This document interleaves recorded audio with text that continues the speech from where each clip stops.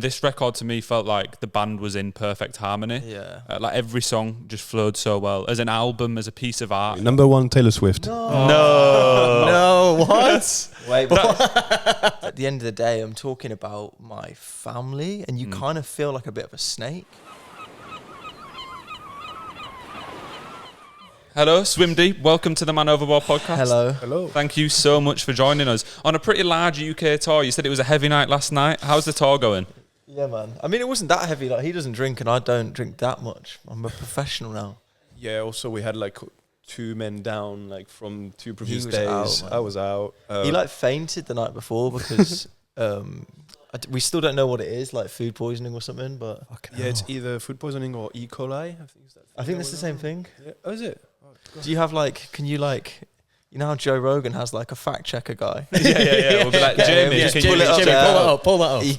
We'll get a blood test after the episode. Yeah, James got a broken rib. Yeah, he's got a broken. His rib like breaks every tour, but it's always a different one. What? How does that happen? Just rock. Honestly, I wish it was like a funner story, but it's just lifting shit every day. True. Lifting us on his shoulders every night. What else, man? It's like the geriatric tour. It's been really good though. Yesterday was London at the Village Underground. It's been delightful. So it's been quite a jam-packed schedule as well. Like I think you did, was it 8 shows in like 9 days or something? I've done a few in-stores acoustically as well. So I mean, technically we've had like 11 shows, right? Yeah. And we've got 3 more. But it's kind of mad because we all live in London now. We usually end in London, right? But we're just going up north now, Leeds, Newcastle, and Edinburgh. So that's the last day. So it's a bit emotionally draining. Like going back home, seeing my daughter, seeing my wife and stuff, and then you're like, right, back out. I'll go again, yeah. But last night, I think it's physically, but it's emotionally draining. Like the whole, everything about it, you're constantly kind of needed, like for something or.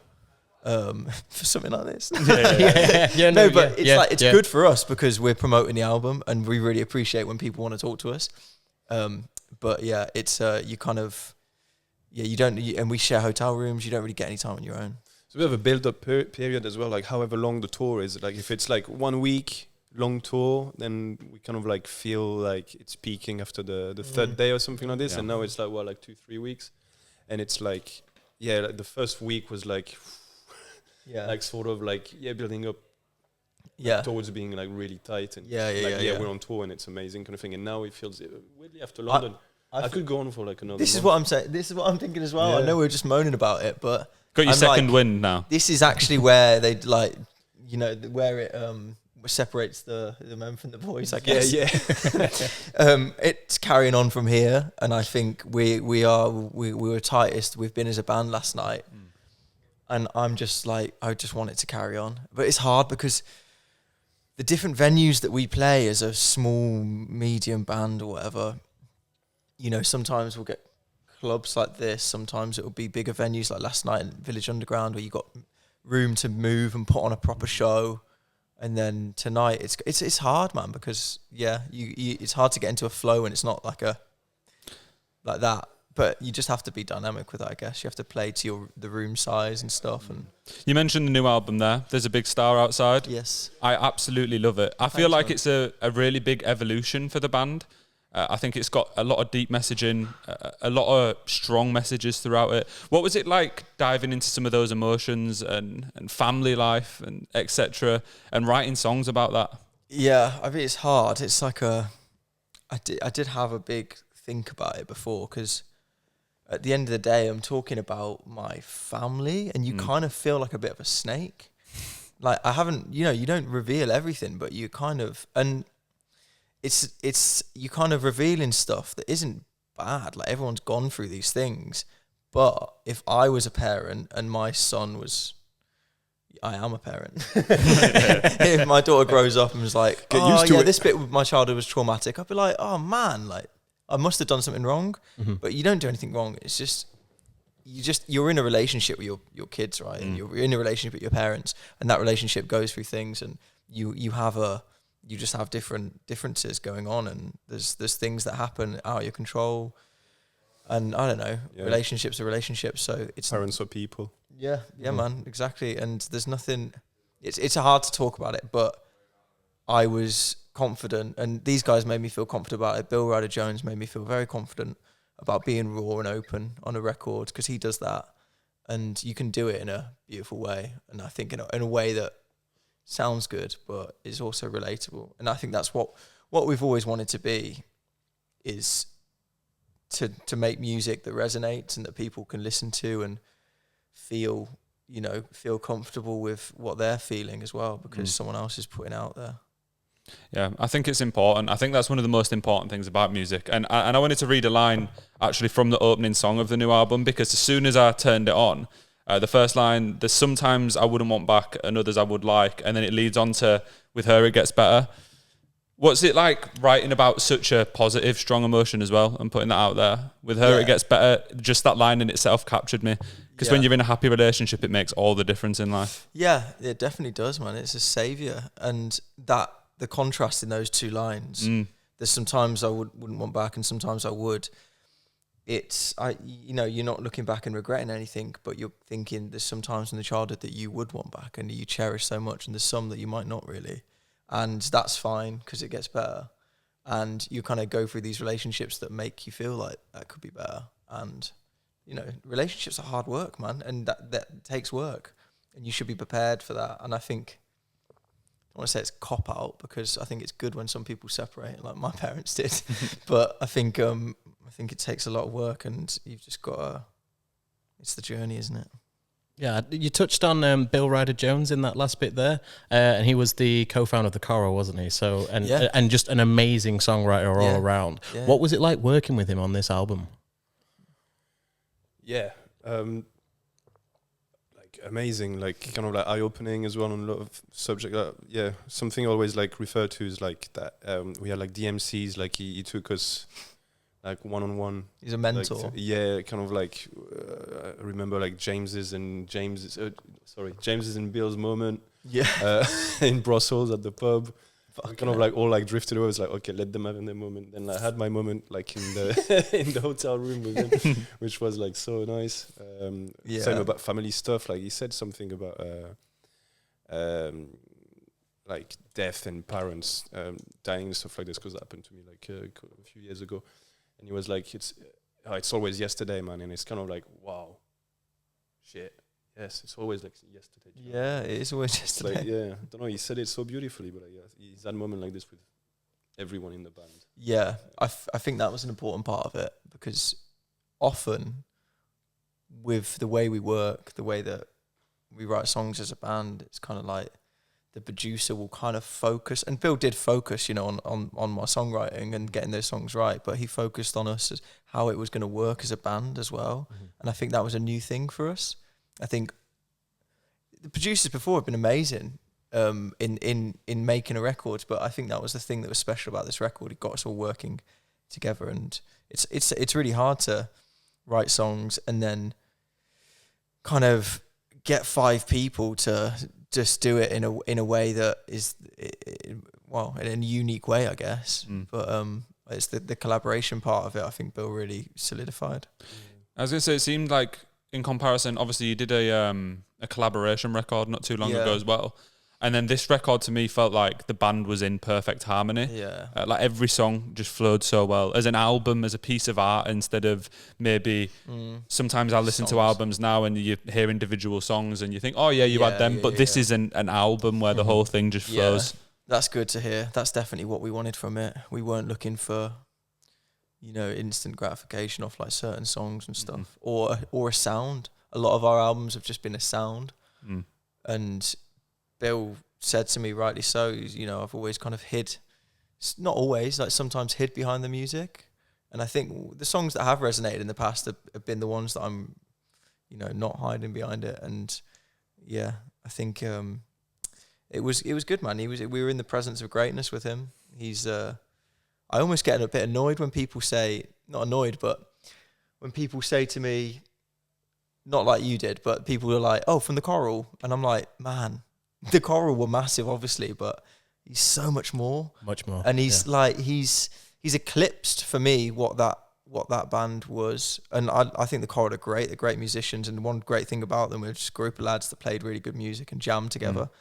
And I think what Bill has done on his own is just really, really insightful, really sensitive, really tender, and just beautiful. And has touched a lot of people's hearts in a real kind of like melancholic way that fills people with optimism as well. And it's interesting when you can make people sad. You make them feel to their core, and then you kind of bring them back up again. And I guess that's a really beautiful thing, I think. I had similar experiences when listening, because there was a lot of songs or lyrics that I related to anxiety. Yeah. Whether that be anxiety in relationships or throughout childhood and stuff. And when I was listening to that, it was like I'd kind of get that feeling myself where it's like it relates to maybe something I've experienced when I've been anxious and having those moments. And I wondered what it's like for yourself, having worked in music for so long. Do you still have those anxious moments? You know, when you're releasing a record, when you're doing a live tour, etc. Yeah. Does that still bring about the same anxious feeling it would have done at the start? Different. A different kind of one? Yeah. I don't know, when you're young, you don't care so much. Mm. I think when we released our first record, I don't know, man, it's hard because you're not, like, at the start, we didn't have the history of the band on us. Well, that's what I mean. It doesn't particularly have to be more at the start. It could be more now because you feel there's more pressure. Yeah, I definitely developed anxiety as I got older. Well, but you realize that you did have it all along, but you kind of, I don't know, it's just the beauty of being young. You don't really think about the consequences too much, and that's pretty much all I do now. Mm-hmm. I'll be thinking of every consequence, and Yeah, but you're good at protecting yourself from them as well. Yeah. Like not checking how many tickets we sold. Yeah. Wow, that's very true. Yeah. It might seem like that. This is the thing on the outside. I feel like sometimes I'm good at presenting that, but it's, I don't know, man. But yeah, the ticket thing has been helpful, actually. One thing I will say, we just to sidetrack what he says, I haven't checked like ticket sales or anything like that, because it's really hard, because you suddenly start quantifying a show by how successful you've been before it or something, or how many people are willing to pay money to come and see you, and you should be quantifying the show on how well you play on the night and entertain people. If there's 15 people there or 1,500,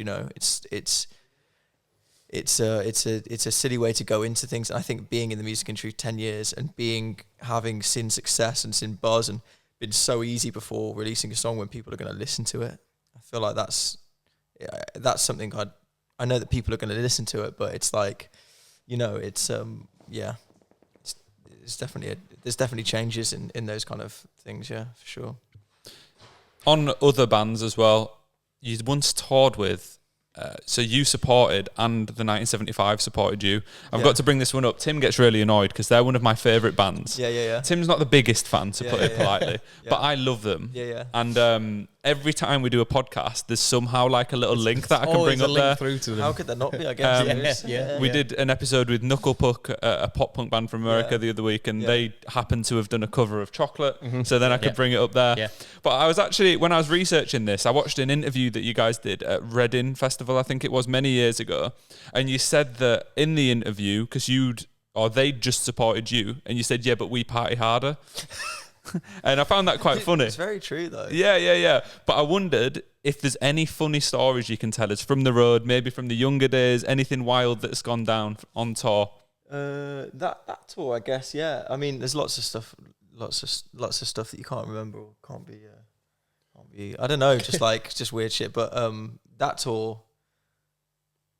The tour where they supported us, I remember us being out, and me and Matt recently talked about this, actually, and we were reminiscing a bit about that, and we were told, oh, can they by our booking agent, can this band support you? And we kind of like looked at them on the internet or whatever, and we saw him wearing his like Addy Hash vest and something, like a bunch of emos kind of thing. We were like, all right, listen to Chocolate, and we were like, all right, yeah, fine, yeah, they can support us kind of thing. And 2 days in, and we were like, that is a great song. Mm-hmm. And these are the best guys in the world. And since then, we've realised that every support band, you just don't, as a support band for a lot of people as well, it's just like really important how you treat them, each other. But after that tour, became good friends.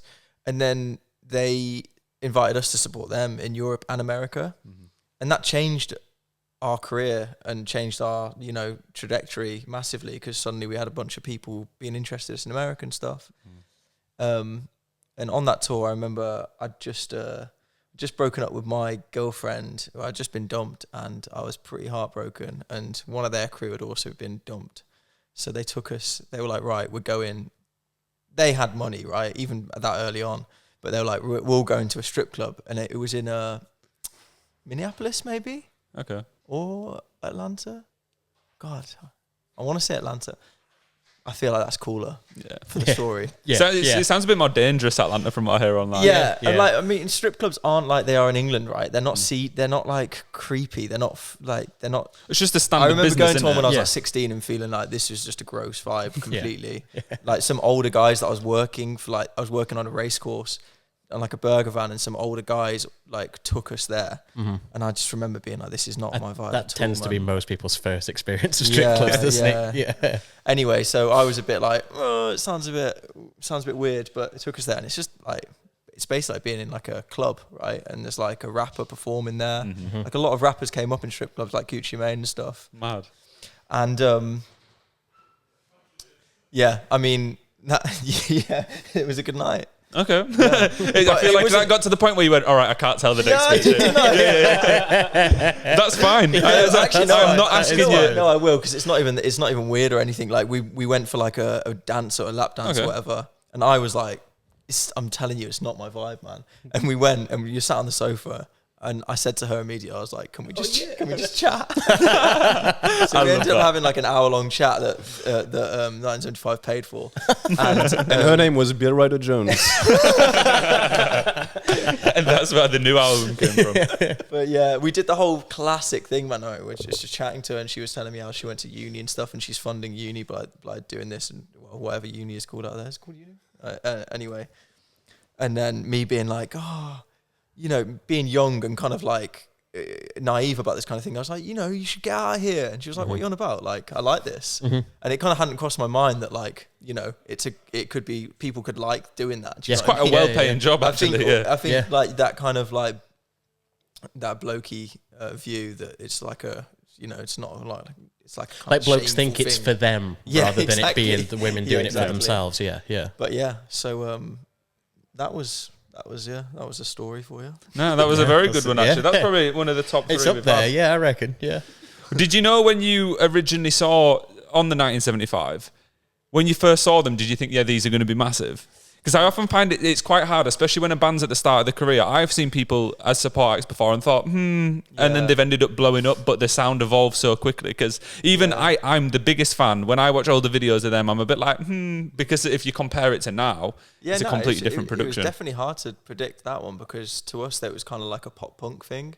And that wasn't like the way that they've turned into this kind of, but like Radiohead band or something, like, you know, like all encompassing, experimental, mainstream, big hits, but also kind of like weird songs as well. And their stage show being one of the best productions I've ever seen, and always evolve. Every tour I've seen, always just evolving. And the artistic and the obsession that goes into all of that is just very inspiring. But so I don't think I could ever predict that kind of like little pop punk band name like Addy Hash Vests.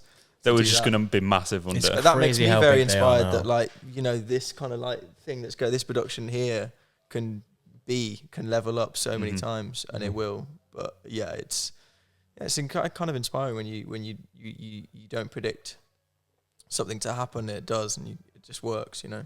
Yeah, it's quite a nice path to see.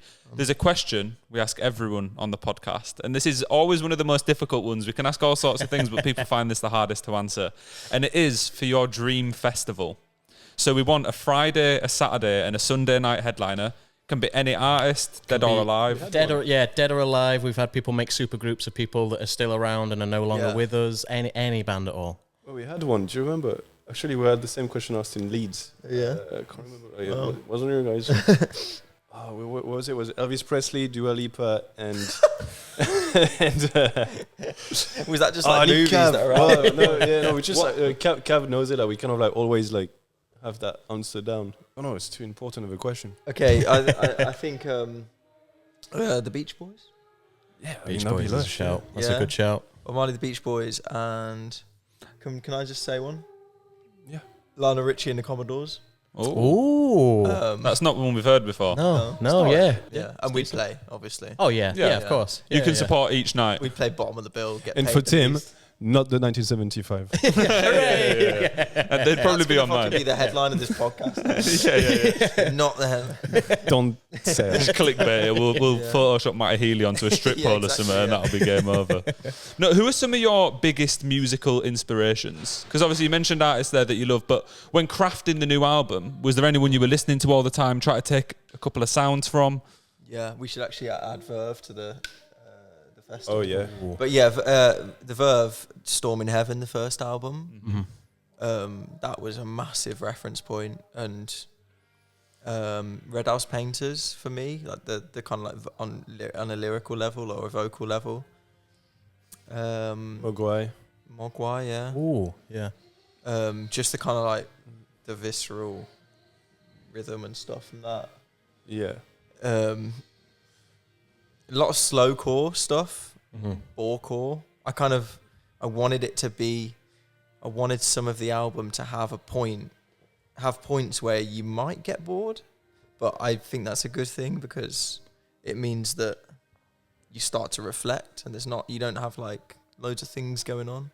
I think it's very rare that we have the chance to be bored in this day and age because there's always something near you to kind of entertain you or flick through or whatever. I think sometimes you just got to get a bit bored and you start to think of some real stuff.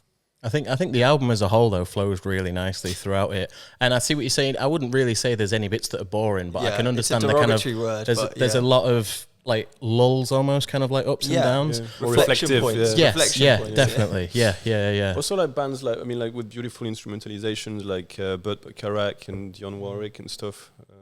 Glenn Campbell. Yeah. And Bill. Yeah, his album and his albums before, I think. Well, the thing that I see a lot of bands struggling with, and you've referenced recently online, is the modernization of music in terms of technology and how hard it can be for bands to be self-sufficient all the time. Got a little tongue twister in there. But you said the other day on Twitter, buy music is the best thing you can do, not just for the livelihood of the band, but all the recording artists. Yeah. What's the difference between, because obviously I'm aware that like vinyl sales, etc., always bring more money than Spotify streams. Yeah. But how much difference is there in those two streams of revenue, etc.? I find it impossible. Like, as someone that has never been in a band, never been in the back end of Spotify, I have no idea. Well, so say if you're releasing, if you self-release, if us four right now wanted to put music out and we got it printed to vinyl, so I guess you're costing however much it prints the vinyl and then to ship it and all that stuff, all those costs, those physical costs, labour costs, and then you sell it for 25 quid, take whatever half off for all the costs, and then we'd split that 10 quid between us, right? And that'd be it. With Spotify, you upload it, I don't know how much that would cost, like 40 quid at tops maybe to do all that. And then you get, I think, is it one album stream is 1,000, one album sale is 1,000 streams? I don't know, but I think you start making money after 1 million streams anyway. I think 1 million streams you get like $5,000 maybe. Yeah. And that's split between whoever the writers are, and if you've got a label. I think in terms of like immediate money in your pocket whilst you're on tour and you took time out of your whatever your life is to go on the road, that's kind of like buying merch is really just the best you can do. And it's you don't really see, unless you're kind of self-releasing, you don't really see money from record sales. But my point about the whole streaming thing is that it's just, we are completely at a state where music is free. It's a thing that's free. You don't have to buy music anymore, and you don't have to even think about the idea of buying music. And I don't think anyone should be guilt tripped into buying music, because it's just the way of the world now. And I don't want to look back and kind of like raise my fist and stuff, but it's just interesting that you put so much into it. Artists put so much work into stuff, and imagine if you spent a year, imagine if someone spent a year painting something, and then suddenly everyone, it's just free. It's otherwise there's no point doing it because you have to give it away for free. It's a really, like, I don't know, man, it's a really odd thing. No other labor, no other industry of work is you work for free. Yeah, there's no other medium that's kind of quite like how music has gone. It is just a hobby, and sadly, obviously, it's the people saying it every day. Less and less people are going to be creating because it's just so hard.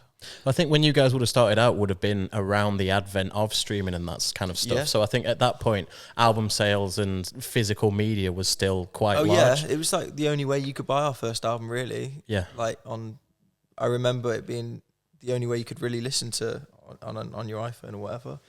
You could listen to like 30 seconds, couldn't you, of each track, and then there was an obvious button, and there's just I tried to buy our album on iTunes, and it was like I had to download like free apps or whatever, and then like it's so hard to find the buy button.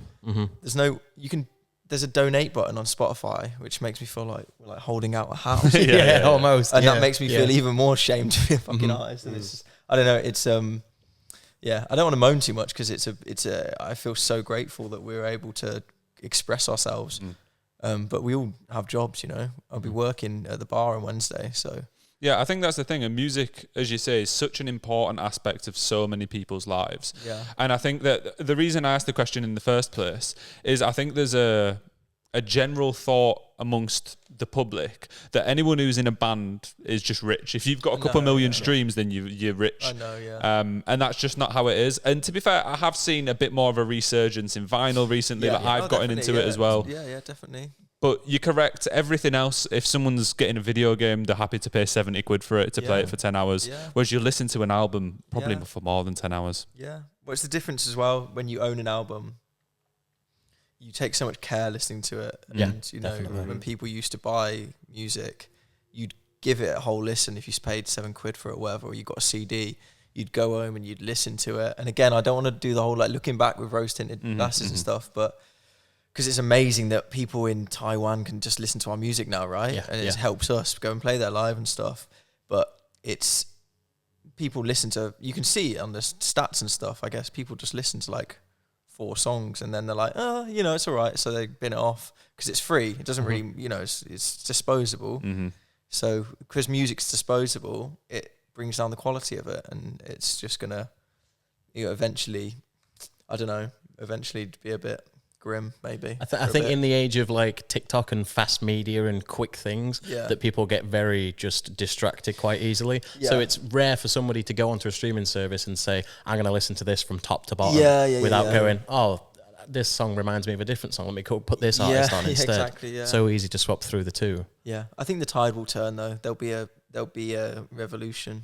Something will happen, and I don't know. I don't know. I don't think it's all downhill. Yeah, I don't. Yeah. Well, it's uphill again after a while. Yeah. Just so the AI stuff is quite worrying as well in terms of my theory with it. Yeah, it's that like AI music's gonna be like really good. It's gonna get better and better. You know what I mean? Like people like you know. So humans are gonna make a point of making really shit music. Yeah. That was like punk and stuff. A reaction to like the 80s, like cheese and stuff. Yeah, so you know that it's human. I mean, yeah, exactly. Make it real obvious that it's human. True. Yeah, but like, it's not really pleasant, is it? Actually, I think in the end of the day, I think. I mean, I get the subculture thing; it's cool, but like, Mm-hmm. But like, as a result of AI and for humanity, it's actually. It's kind of the beautiful thing about music in the decades that it's always been a reaction to something, and music has thrived in that way. Like punk, for example, right? It's always been a reaction or a rebellion to something. So I don't think it's all doom and gloom. I think there'll be reactions to everything, and AI will be its own thing that we'll look back on. And I think people were just as scared. People were scared about when computers came around about how there was never going to be music again, or the internet and stuff. So I mean, same with streaming services. When that came around, I imagine there was an initial scare with that. I think it will. I think humans and music will prevail. Hopefully. It sounds quite dystopian. I know. How did we get to this point? iRobot. It is true that I had to make a kind of an active change in the last couple of years, because I've always gone to loads of gigs and always consumed a lot of music, but I've always consumed it in a way of just streaming or whatever CDs my dad and brother gave me. Yeah. But now it's got like I actually do try pick up if it's an album and an artist that I like. I will try pick up a physical copy now, but that's not always been the case. And I also see it go the opposite end of the spectrum sometimes. I've seen Charli XCX was looking like she's going to get a number 1 this week in the UK. Is she not? Well, I don't know yet. I don't know if they've announced it, but Taylor Swift released the 37th variant of her record. Actually insane. So, but then that's when I see it where it's like taking advantage of people who are willing to buy the albums. When you've got that big of a fan base and then you keep releasing it and the fan base is okay to buy into it, at what point does it become that you're it's taking an the piss a interesting little question bit? because are we all just taking advantage of our fan base? Like, I don't know. I don't know. No, I think there's a difference between a couple variants and 37. Yes. Like I know from her point of view, she's just trying to break records. And you can imagine label etc. will be saying, "Come on, if we just add these phone calls to it, then we'll be able to break the record." Recording of this one. She's got the whole economy to run, guys. True. Yeah. She's keeping the dollar afloat. She keeps the pubs busy. I do love that. I do love Charli XCX's trajectory. I think it's so inspiring. Like we've played festivals with her, and I just remember playing festival with her like 5 years ago. Maybe 7 years ago or something. I don't know. And just she had a tiny crowd, and I was like, "What?" But she's had that massive hit with Iggy Azalea, was it? Yep. Fancy or something. Yeah. A massive hit and stuff that will probably keep her going, making a living in PRS, right? I'm guessing, but I just assume that she'd have a big crowd, and we obviously don't have a big crowd either, but it felt like, I was like, what's going on there? That doesn't make sense. And she's just cracked on and like worked so hard, and she's finally kind of found her crowd now that we're all so willing, and it's very inspiring, especially for us 10 years in. She's kind of a bit further down the line in, and I know she's always been quite big, I guess, but she's going from strength to strength. I feel like this record is the start of us kind of found our sustainable our crowd that's gonna stay with us, that has stayed with us for a while, and we're just gonna keep growing on that. I hope. Yeah, 100%. I agree on the new Charli record as well. I listened to it in full earlier in the week, and I was like, what? Because all my friends will always be like, oh no, I love her, and always seeing her when she's at Leeds Fest and stuff. And I've never really gotten into it that much, but this new album, I was like, all right, it perfectly captures the sound that she's aiming for. Is 100% nailed in this. Yeah, it sounded, to me, it was like an old 2010s throwback, maybe, G6 and stuff like that, those type of songs, but just done perfectly throughout, and I really enjoyed it. I don't even think it's got that much radio and stuff. Like, it's not like, it's just pure. It just feels very organic that people go into her raves and stuff, and it feels very exciting. I like it when a record comes out like that, and you're kind of rooting for them, even if you're not a massive fan or anything. You're just rooting for them. Definitely. Yeah. I'm intrigued. I want to know if she's got the number 1 now. I feel like I was trying to check. I need to check. I was gonna say, touching on vinyls though, you've got a quite a very nice limited edition vinyl that is, I think there's about 500 copies of it in total. Records one. That's the one. And do you, in the process of making that vinyl, do you have much input on the final product, on how it looks? Yeah, man. It was my idea.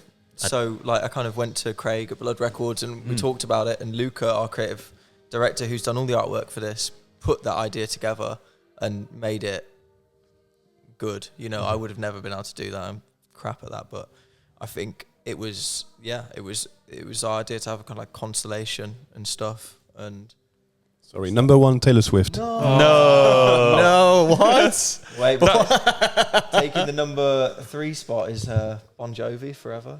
Wait, sorry, but this is depressing because how are we ever going to fucking get There's got to be a point at which that becomes, obviously not illegal, but that shouldn't be counted.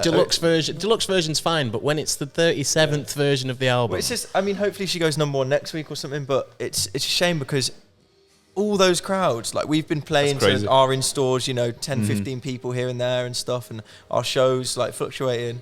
She's playing to like thousands of people that have all bought a record to go and see her DJ and stuff. Yep. And she's still just getting knocked out of the park by Taylor Swift's. Yeah. It's one of those. It's like when a small business gets shut down because Amazon took all the sales. That's what it feels like to me. Almost. Sorry, Charlie. I hate. I kind of like. It feels annoying for me to be sat here on the sofa moaning about Taylor Swift because it's amazing what she's doing. Oh yeah, that's the thing. I don't actually really have anything against her. Oh, it's not her. Or No, her I'm going to see music. her actually.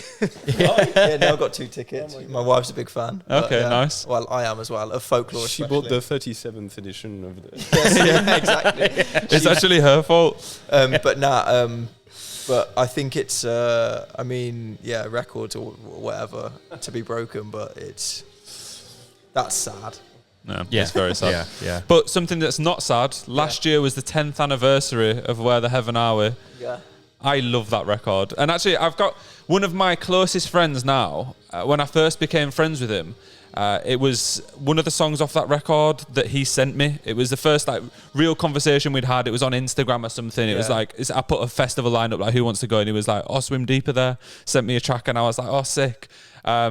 And then that's how we became really close friends. That's cool. But how does it feel having a record like that throughout the years has impacted so many people? And I'm sure you hear it being sung back at the loudest volume every show.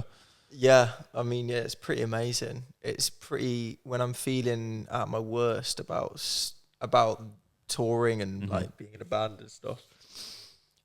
And what I mean by that is kind of, you know, how hard do you have to work to like see stuff happen? You kind of have to remind yourself that you're making stuff. Even this album, people are going to live with those songs, and you're just putting it out there, and people are gonna. It doesn't matter, kind of thing. But yeah, it's amazing. I'm so grateful that I've had that that kind of input, I guess, on that. I know no matter how small I can quantify it to be, because my goals are like up here, and that's. I don't know, but that is, I'll probably be on my deathbed and think that's, you know, it doesn't matter where you reach, that's like a really important thing. Yeah, it was. It is, not it was. Well, yeah, exactly. That's the thing. Yeah. That's the weird thing. I mean, we found it a bit weird to do this 10-year anniversary tour. I mean, it's kind of because it's a bit kind of nostalgic. We were, I don't know if we were bigger, but like we were more in demand when it came out. So it kind of feels weird to be doing a reunion thing, not reunion, whatever it's called, anniversary tour, because it kind of feels like you're just leaning on those kind of successes, and I'd much rather look forwards. But it's present, you know, it's a present thing that people are enjoying and they get a kick out of. Yeah, I mean, it brings people endless joy going to watch those songs live, but I certainly wouldn't say the leaning thing on it is true at all, because I think especially the quality of the new album, to me it's like a completely different sound altogether. It's such it feels like a breath of fresh air. Fresh breath air. Yeah, fresh that was breath good. air. You heard it here first.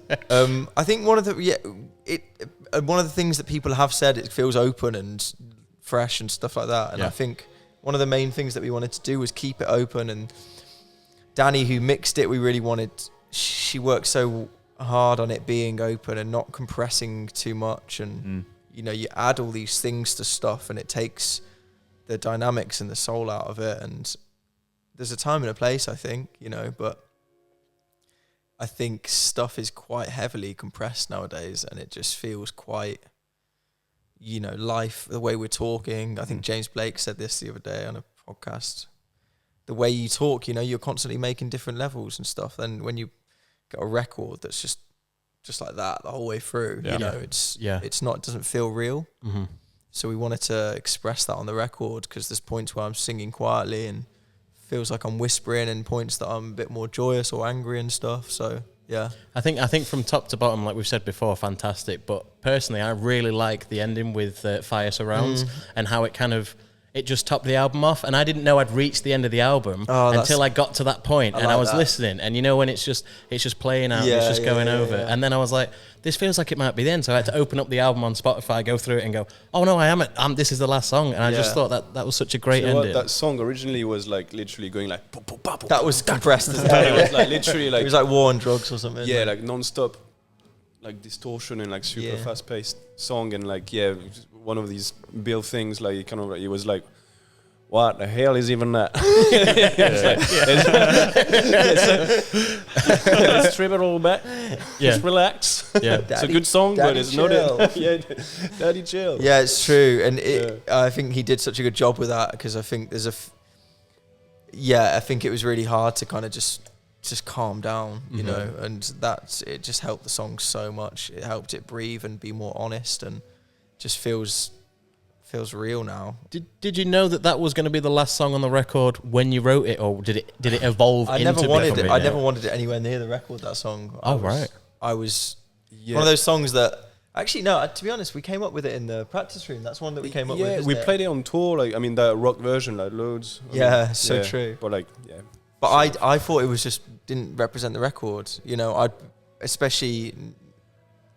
I had a vision, and Bill shared that vision, and I feel like it hadn't been translated yet, and everyone thought it was a really good song. So I'm really like lyrically, it was like spot on, wasn't it? Like, I mean, with the themes of the record. Yeah, it felt good. Not the music at the time. Yeah, but I'm so glad that it did, because you're right. It's just a closer. It's an album closer. Yeah, really good. It's the positive feedback right there. Yeah. Well, to close things off, a bit of a fun question. So you mentioned the massive goals and the dreams of playing the album in amazing venues, etc.